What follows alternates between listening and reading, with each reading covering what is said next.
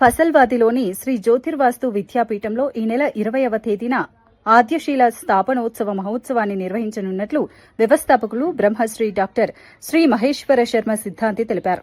ఆశ్రమంలో నిర్వహించిన విలేకరుల సమావేశంలో ఆయన కార్యక్రమ వివరాలను వెల్లడించారు. ఈ మహోత్సవం సందర్భంగా అష్టోత్తర శాతవర్తన హనుమాన్ చాలీసా పారాయణం నిర్వహించనున్నట్లు చెప్పారు.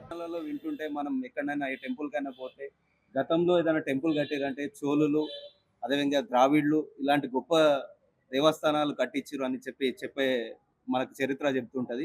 అలాంటి చరిత్రను ఈ కలియుగంలో ఇంత గొప్ప దేవస్థానం నిర్వహించడం కూడా ఈ జ్యోతిర్వాసు విద్యాపీఠం, అదేవిధంగా మహేశ్వర్ శర్మ గారి ఆధ్వర్యం జరగడం చాలా సంతోషం.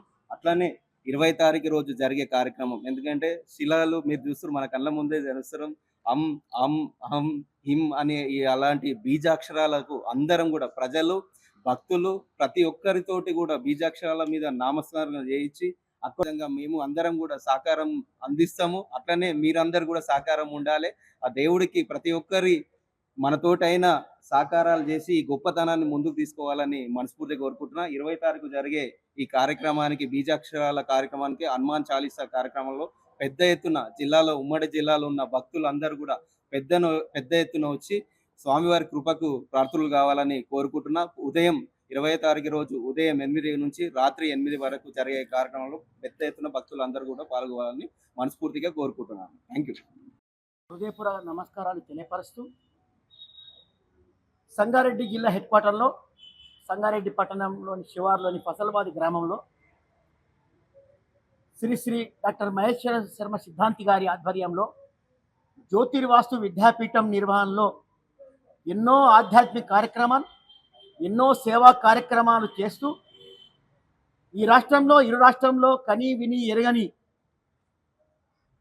ఎన్నో రకమైన పూజలు, అలాగే అమ్మవారి యొక్క ప్రతిష్టాపనలు, ఈ మధ్య కాలంలో మన శివరాత్రికి జలలింగం, అంతకుముందు పత్రలింగం, అంతకుముందు బస్వలింగం, ఇట్లా రకరకాల కార్యక్రమాలని ప్రజలకు అందించి భగవంతుని కృపకు పాత్రలు చేస్తున్న శ్రీ మహేశ్వర సిద్ధాంతి గారికి పాదాభివందనలు తెలియపరుస్తూ, ఈ జ్యోతిర్వాసి విద్యాపీఠంకి గురుదేవులైనటువంటి మదనానంద స్వామి, కృష్ణానంద స్వామి, మాధవానంద స్వామి పూర్తి దివ్యమైన ఆశీస్సులచే ఈ జ్యోతిర్వాసి మన దొరకడం కూడా ఎంతో పవిత్రంగా భావిస్తూ ఇన్ని కార్యక్రమాలు చేస్తున్న మనందరికి కూడా అన్ని మంచి జరగాలని చెప్పి వారు చేసే కార్యక్రమాలన్నీ ప్రజల కోసం చేసే కార్యక్రమాలు రాత్రి 10 వరకు కూడా ప్రజల సేవ చేసుకుంటూ ఎన్నో కార్యక్రమాలు చేసుకుంటూ నిర్విరామంగా పనిచేస్తున్న సిద్ధాంతి గారికి ఆ భగవంతుడు, ఆ శివుడు, ఆ మహాదేవుడు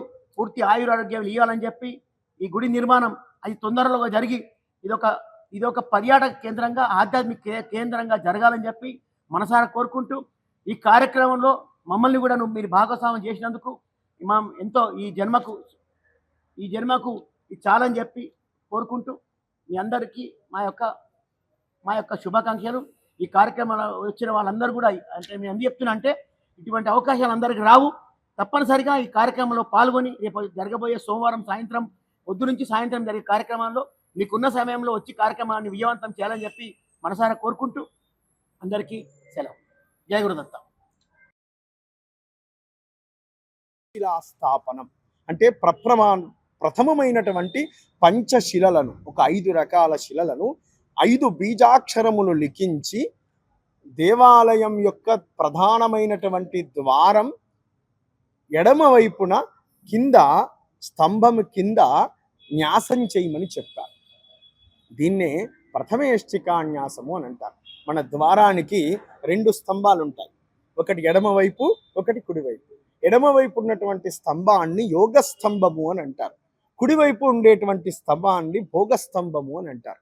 ఈ ఎడమవైపు ఉండేటువంటి స్తంభము లోపల ఈ 5 పంచశిలేష్ఠికాన్యాసము అని అంటారు. ఈ 5 శిలలను, బీజాక్షరయుతమైనటువంటి శిలలను ఎవరైతే ప్రతిష్ఠ చేస్తారో వాళ్లకు సాద్గుణ్య ఈశ్వర పదారవింద ప్రాప్తి కలుగుతుంది. ఈ ప్రథమేష్టిక అత్యంత గొప్పనైనటువంటి దేవాలయం మొత్తంలో శంకుస్థాపన, ప్రథమేష్టిక, ప్రతిష్ఠ ఇవి అత్యంత గొప్పనైనటువంటి కార్యక్రమాలండి. అందులో ప్రధానంగా అక్షయ తదియ రోజు అంటే అక్షయ తదియ రోజు ఏం చేసినా ఏమవుతుంది? అక్షయమవుతుంది. ఈ ఫలితం అంతా కూడా లోకానికి అందించాలని ఈ మన విద్యాపీఠం ఇప్పటికే పీఠ ఉపపీఠాలను పూర్తి చేసుకొని సవిధిగా దేవాలయం ద్వారస్థాపన కింద చేసేటువంటి ప్రక్రియ. అందులో మన జ్యోతిర్వాస్తు విద్యాపీఠం యొక్క ఈ గర్భాలయం యొక్క విశేషం ఏమిటి అంటే, ఇక్కడ ఒక ద్వారం లేదు గర్భాలయానికి, చతుర్ద్వారములు ఉన్నాయి.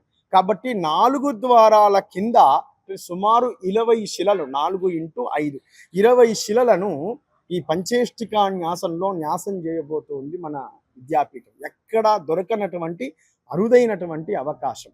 తూర్పు ద్వారంలో ఉన్నటువంటి శిలలనన్నిటినీ కూడా, తూర్పు ద్వారానికి అధిదేవత నదులు 2 ఉన్నాయి. అవి గంగా, యమున. ఈ శిలలను అక్కడికి తీసుకొని వెళ్ళి సంస్కరించి తీసుకొని రావడం జరిగింది. అట్లనే దక్షిణంలో పెట్టేటువంటి శిలలకు అధిదైవతము ఎవరు అని అంటే గోదావరి, కృష్ణ, ఈ 2 నదులు ఉంటాయి. మనకు తెలిసి తెలియకనే ఒక గర్భాలయానికి వెళ్ళి మనం నమస్కరిస్తే ఆ ద్వారం ఏదుందో ఆ ద్వారం యొక్క అధిదేవత యొక్క నదులలో మనం స్నానం చేసినటువంటి ఫలితం కలుగుతుందండి. అందుకనే దేవుణ్ణి చూడడం కాదు, దేవాలయానికి వెళితే చాలు శక్తి కలుగుతుంది. మన ఆధ్యాత్మిక ధర్మము చాలా గొప్పది. దక్షిణంలో గోదావరి, కృష్ణ, ఈ 2 నదులు ఉంటాయి. ఆ 2 నదులు